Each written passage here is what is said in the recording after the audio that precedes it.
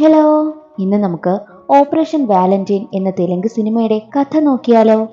ഇന്ത്യക്ക് നേരെയുള്ള പാകിസ്ഥാൻ പട്ടാളത്തിന്റെ ആക്രമണം, അതിനെ തടയാൻ ഇന്ത്യൻ എയർഫോഴ്സ് ഒരു പദ്ധതി തീരുമാനിക്കും, ഓപ്പറേഷൻ വാലന്റൈൻ.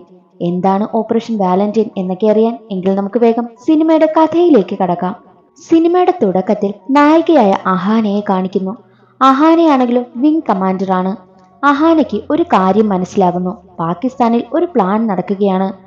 ഒരു വണ്ടി മുഴുവൻ ആയുധങ്ങളും യുദ്ധത്തിനാവശ്യമായ എല്ലാം കൊണ്ടുവന്ന് സൂക്ഷിച്ചിരിക്കുകയാണ്. അത് വെച്ച് ഇന്ത്യയെ ആക്രമിക്കുകയാണ് അവരുടെ ലക്ഷ്യമെന്ന കാര്യം അഹാന ഉയർന്ന ഉദ്യോഗസ്ഥനോട് പറയും. മറ്റൊരു വശത്ത് പാകിസ്ഥാനിൽ ആയുധങ്ങളെല്ലാം സൂക്ഷിച്ച് മാറ്റിവെക്കുകയാണ്. തീവ്രവാദികൾ അവരുടെ അടുത്ത ദൗത്യം ചെയ്യേണ്ട രണ്ട് ചെറിയ പയ്യന്മാരെ ഏർപ്പാടാക്കും. എന്താണ് ആ ദൗത്യമെന്നോ ആരാണ് ആ പയ്യന്മാരെന്നോ ഇപ്പോൾ കാണിക്കുന്നില്ല. അതിനുശേഷം ശ്രീനഗറിലെ ഒരു ക്യാമ്പ് കാണിക്കും.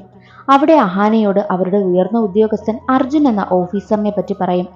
മുൻപ് അവൻ വലിയൊരു കാര്യം ചെയ്തു, ആയതിനാൽ അവന് ഫ്ലൈറ്റിൽ കയറുന്നത് വിലക്കിയിരിക്കുകയാണ്. ഇപ്പോൾ അർജുൻ വീണ്ടും ഫ്ലൈറ്റിൽ കയറണോ വേണ്ടയോ എന്നൊക്കെ തീരുമാനിക്കുന്ന ഒരു ടെസ്റ്റ് ഉണ്ട്. അവൻ ആ ടെസ്റ്റ് പാസ്സാകണോ വേണ്ടയോ എന്നുള്ളതൊക്കെ നിന്റെ കയ്യിലാണുള്ളതെന്ന് അഹാനയോട് പറഞ്ഞിട്ട് അവനെ ശ്രദ്ധിക്കുവാനായും ഉയർന്ന ഉദ്യോഗസ്ഥൻ പറയും. എന്താണ് അർജുന് സംഭവിച്ചതെന്നാണ് പിന്നീട് കാണിക്കുന്നത്. അർജുനും അവന്റെ ബെസ്റ്റ് ഫ്രണ്ടും ഒരു പ്രധാനപ്പെട്ട മിഷൻ കംപ്ലീറ്റ് ചെയ്യുവാനായിട്ട് ഫ്ലൈറ്റുമായി പോകും. എന്നാൽ അർജുന്റെ കൺട്രോളിൽ ഫ്ലൈറ്റ് നിന്നില്ല. ഫ്ലൈറ്റ് അപകടത്തിലാകുവാൻ നേരം അർജുനും ഫ്രണ്ടും പുറത്തേക്ക് ചാടാൻ നോക്കും. പക്ഷേ ഫ്രണ്ട് ആണെങ്കിൽ ആ വീഴ്ചയിൽ മരണപ്പെട്ടു. പരിക്കുകളോടെ അർജുനും രക്ഷപ്പെട്ടു. അതെല്ലാം മറന്ന് പുതിയ ജീവിതത്തിലേക്ക് എയർഫോഴ്സ് ഓഫീസറായി തിരിച്ചു വരുവാനായിട്ട് ശ്രമിക്കുകയാണ് അർജുൻ. അർജുന് ഒരു ഫ്രണ്ടുണ്ട്, യാഷ്. ഒരിക്കൽ യാഷ് ഫ്ലൈറ്റ് ഓടിക്കവേ ലിവർ ഒടിയും. അതോടെ ഫ്ലൈറ്റും ക്രാഷായി. ഫ്ലൈറ്റ് ക്രാഷായപ്പോൾ യാഷിന്റെ ബോധം പോയി. ടാങ്ക് ലീക്കായി എപ്പോൾ വേണമെങ്കിലും പൊട്ടിത്തെറിക്കും എന്ന് മനസ്സിലാക്കിയ അർജുനാണെങ്കിലും യാഷിനെ തന്റെ ജീവൻ കളഞ്ഞ് രക്ഷിക്കും. അതറിഞ്ഞ അവരുടെ ഉയർന്ന ഉദ്യോഗസ്ഥനായ സമ്പത്ത് അർജുനെ ഒരുപാട് വഴക്ക് പറയും. കാരണം ഇത്തരം സന്ദർഭങ്ങളിൽ എമർജൻസി ടീമാണ് ഇടപെടേണ്ടത്. അതിനു മുമ്പ് അർജുൻ ഇടപെട്ടു. ഓൾറെഡി അവന്റെ പേരിൽ ഒരു കേസ് ഉള്ളതിനാലും അവനെ ഒരുപാട് വഴക്ക് പറഞ്ഞു. അർജുനെ കാണാനെത്തുന്ന അഹാനയാണെങ്കിൽ അവനെ ദേഷ്യത്തോടെയാണ് നോക്കുന്നത് പോലും. നാളെ നീ എന്റെ അടുത്തല്ലേ ടെസ്റ്റിന് വരുന്നത്, നിനക്ക് എങ്ങനെ ലൈസൻസ് കിട്ടുന്നതെന്ന് കാണണമല്ലോ എന്ന് പറഞ്ഞ് അഹാന നടന്നു പോകും. അർജുൻ ആകെ ടെൻഷനാകുന്നു. കാരണം അവന്റെ ഹെഡ് ഓഫീസർ ആണല്ലോ അഹാന. ഒരിക്കൽ അഹാന മാത്രം വീട്ടിലുണ്ടായിരുന്ന സമയം അർജുനാണെങ്കിലോ അഹാനയുടെ വീട്ടിലേക്ക് വരും. അഹാന കുളിച്ചിട്ട് വരികയായിരുന്നു. അർജുൻ അവളുടെ അടുത്തെത്തി അവളെ ചേർത്ത് പിടിക്കും. അത്രയും നേരം ശത്രുവിനെ പോലെ പെരുമാറിയ അഹാന ഒന്നും മിണ്ടാതെ അർജുനടുത്ത് നിൽക്കുകയാണ്. അവിടെയാണ് കഥയിലൊരു ട്വിസ്റ്റ്. ഈ അഹാന അർജുന്റെ വൈഫാണ്. അവർ ജോലി സ്ഥലത്ത് എത്ര തന്നെ കീരിയും പാമ്പും ആയാലും വീട്ടിലൊന്നാണ്. അങ്ങനെ ഇരിക്കെ അർജുനും ഭാര്യ അഹാനയും ഒരു ഫംഗ്ഷന് പോകും. അവിടെ എത്തിയ ഉയർന്ന ഉദ്യോഗസ്ഥനായ സമ്പത്ത് എല്ലാവരുടെയും മുന്നിലിട്ട് അർജുനെ അപമാനിക്കും. അവൻ ചാവേണ്ടതിന് പകരം കൂട്ടുകാരനെ കൂടി കൊന്നു. എമർജൻസി ടീം ഇടപെടേണ്ട സ്ഥലത്ത് ഇവൻ ചെന്നിരിക്കുന്നു. ഇവൻ വെറും സീറോയാണ് എന്നൊക്കെ പറയും. അർജുൻ ഒന്നും മിണ്ടാതെ നിൽക്കുകയാണ്. അതെല്ലാം കേട്ട് അഹാനയുമുണ്ട്. പോകുന്ന വഴിക്ക് അർജുനെ അഹാന ഒരുപാട് വഴക്ക് പറയും. എന്തിനാ നീ ഇതിലൊക്കെ ഇടപെടാൻ പോയത്, എമർജൻസി ടീം ഉണ്ടല്ലോ എന്നൊക്കെ പറഞ്ഞ് അവനെ വഴക്ക് പറയും. പിന്നീട് ശ്രീനഗറാണ് കാണിക്കുന്നത്. പാകിസ്ഥാനിൽ നിന്നും രണ്ട് പയ്യന്മാരെയും കൊണ്ട് തീവ്രവാദികൾ എത്തിയിരിക്കുകയാണ്. അവരോട് ജോലി ചെയ്ത് തുടങ്ങുവാനായും പറഞ്ഞിട്ടുണ്ട്. മറ്റൊരു വശത്ത് അഹാന താല്പര്യമില്ലാത്ത മട്ടിൽ അർജുന് ലൈസൻസ് നൽകും.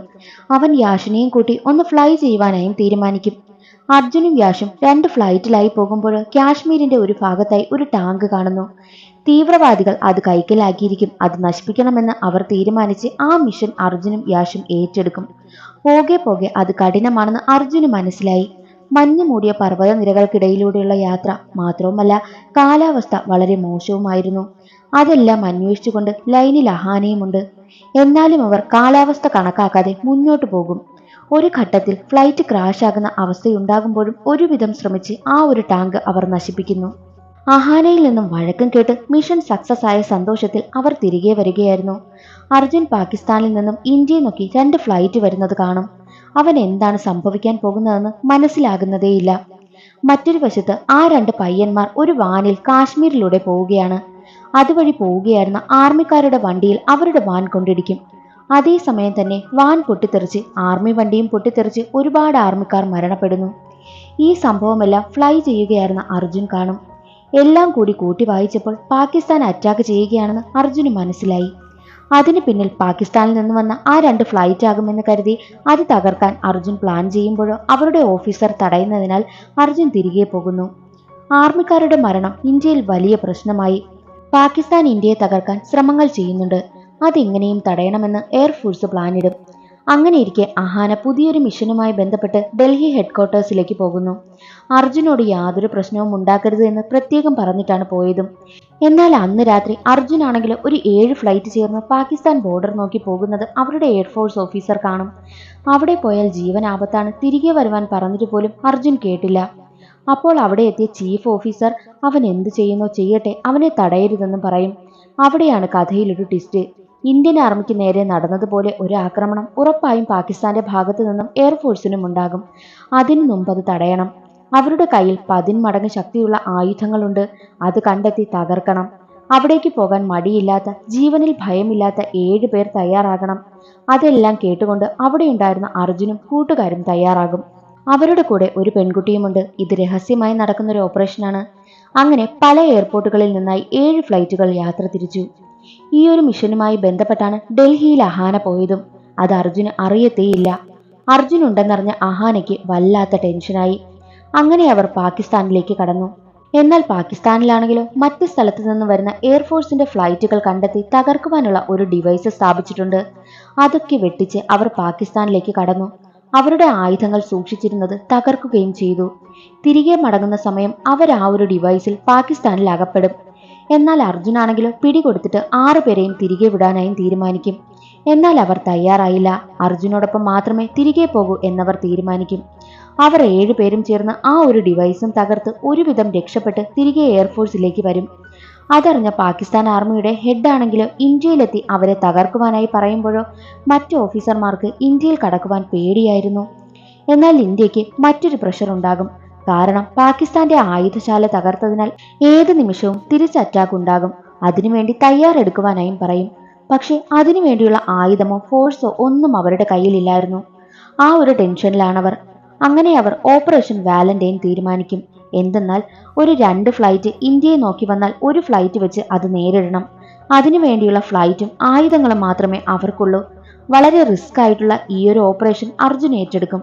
അന്ന് രാത്രി അഹാന അർജുനെ കാണാനായി വന്നിട്ട് അവൻ റിസ്ക് ഏറ്റെടുക്കുന്നതിലൊക്കെ ഒരുപാട് വഴക്ക് പറഞ്ഞിട്ടുണ്ട്. അതിനെല്ലാം ക്ഷമ ചോദിക്കും. നാളത്തെ ഒരു ടാസ്ക് സേഫായി കംപ്ലീറ്റ് ചെയ്ത് തിരികെ വരുവാനായും അഹാന അവനോട് പറയും.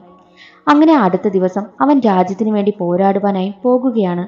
അപ്പോഴാണ് പഞ്ചാബ് വഴി ഇന്ത്യയെ നോക്കി 2 ഫ്ലൈറ്റ് വരുന്ന കാര്യം അവരറിയുന്നത്.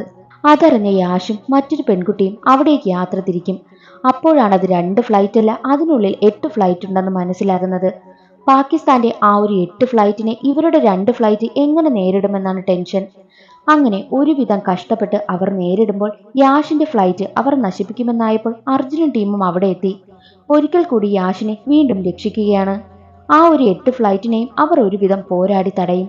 എന്താണ് അവരുടെ ലക്ഷ്യമെന്ന് മനസ്സിലാകുന്നതേയില്ല. അപ്പോഴാണ് ജവഹർലാൽ ടണലാണ് അവരുടെ ലക്ഷ്യമെന്ന് കണ്ടെത്തുന്നതും. ആ ടണൽ ബോംബ് വെച്ച് നശിപ്പിച്ചാൽ മാത്രമേ ഇന്ത്യയും കാശ്മീരും തമ്മിലുള്ള കണക്ഷൻ നഷ്ടമാകൂ. കാശ്മീരിനെ കൈക്കലാക്കുവാനാണ് അവരിത് ചെയ്യുന്നതെന്നും മനസ്സിലാകും. അതിനൊരു വഴിയേ ഉള്ളൂ. ബേസ്മെന്റ് ലെവലിൽ പോയി അവരുടെയൊക്കെ ഫ്ലൈറ്റ് നശിപ്പിക്കുക. ഈ ഒരു കാര്യം പ്രാക്ടീസ് ചെയ്യുമ്പോഴാണ് അർജുന്റെ ഫ്രണ്ട് മരണപ്പെട്ടതും. ആ ഒരു റിസ്ക് വീണ്ടും ഏറ്റെടുക്കുവാൻ അർജുൻ തയ്യാറായിരുന്നു. അങ്ങനെ അർജുൻ ആ ഒരു ടാസ്ക് ഏറ്റെടുത്ത് പാകിസ്ഥാന്റെ ഫ്ലൈറ്റ് മുഴുവൻ നശിപ്പിക്കും. എന്നാൽ പാകിസ്ഥാന്റെ ഒരു ഫ്ലൈറ്റ് ആ ഒരു ടണലിന് നേരെ ബോംബ് സെറ്റ് ചെയ്യും. എന്നാൽ അർജുനാണെങ്കിൽ ആ ബോംബിനെയും ഫ്ലൈറ്റിനെയും ദിശ മാറ്റുവാനായും ശ്രമിക്കും. ആ ഒരു ഫ്ലൈറ്റ് നശിപ്പിച്ച് ഒഴിഞ്ഞിടത്തേക്ക് അർജുൻ ബോംബിന്റെ ദിശ മാറ്റിവിട്ടു. അങ്ങനെ ഓപ്പറേഷൻ സക്സസ് ആയി. വന്ന 8 ഫ്ലൈറ്റും തകർത്ത് സക്സസ് ആയി നിൽക്കുകയാണ് അർജുനും ടീമും. എന്നാൽ ആ ലൈനിൽ അർജുന്റെ ശബ്ദം കേൾക്കുന്നില്ല. അർജുൻ മരിച്ചുവെന്ന് എല്ലാവരും കരുതുമ്പോൾ എല്ലാവരെയും ഞെട്ടിച്ചുകൊണ്ട് അർജുന്റെ ശബ്ദം കേൾക്കുന്നു. ഓപ്പറേഷൻ വാലന്റൈൻ സക്സസ് ആകുമ്പോൾ യാഷാണെങ്കിലോ പാകിസ്ഥാന്റെ പിടിയിലായ കാര്യം എല്ലാവരും അറിയും. എന്നാൽ ഒരുപാട് കഷ്ടപ്പാടുകൾക്കും പോരാട്ടങ്ങൾക്കും ഒടുവിൽ യാഷിനെ ഇന്ത്യയിലേക്ക് തിരിച്ചയക്കുകയാണ് പാകിസ്ഥാൻ പട്ടാളം. അതോടെ സിനിമയും അവസാനിക്കുന്നു. ഇന്നത്തെ വീഡിയോ എല്ലാവർക്കും ഇഷ്ടമായെന്ന് കരുതുന്നു. ഇഷ്ടമായ ലൈക്ക് ചെയ്ത് സപ്പോർട്ട് ചെയ്യാനും ചാനൽ സബ്സ്ക്രൈബ് ചെയ്യാനും മറക്കരുതേ.